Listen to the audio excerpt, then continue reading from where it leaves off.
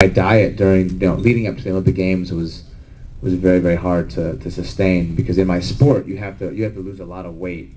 You have to be very light in my sport, else you kind of basically stick to the ice. And the trend has been getting lighter and lighter and lighter. And I race against some guy, I call them kids because they essentially are, like, who weigh like 120 pounds, which is very, very light, considering how strong you have to be to prepare yourself to these speeds. So my natural body weight in 2002 was like 165. And then in 2006 Olympic Games, it was 155. And I was walking around in Vancouver at about 140. So that's a lot of weight to lose, especially, given the longevity of how long I've been competing.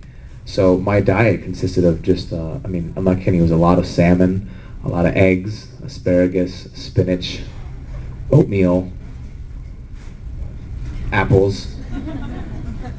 That's about it. I was consuming food like every 2.5 hours. Either it was a very lean protein source.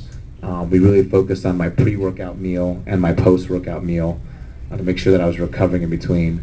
But when I was at the games, I've never been that fit in my life. I've never been that lean. I've never felt that strong. I never felt that light. So it's an amazing feeling, And the world of nutrition and supplementation really opened my eyes up to what's possible in the human body, because some of the training that I was doing, I essentially was lifting. We really started getting really hardcore with my diet about 3.5 months before the games, and the gains, the actual gains that I saw from a physical aspect was like astronomical, and I've never seen that much of a jump. And I think a lot of it was attributed to the things that I was putting in my body, and the way that I was training, and just the lifestyle that I was living was just, it was like almost monastic in a sense. So I don't know, I like 3 months before the games, I was lifting a certain amount of weight, and then about 2.5 weeks before I left for the Olympic Games, that weight that I was lifting in the weight room was essentially doubled, but my weight had dropped. So if I was walking around like 158, and now I was walking around at 140, I was lifting double the amount of weight, but I have that much less weight on my body. So my power to weight ratio was like skewed. It was super high, which is great, which is the goal.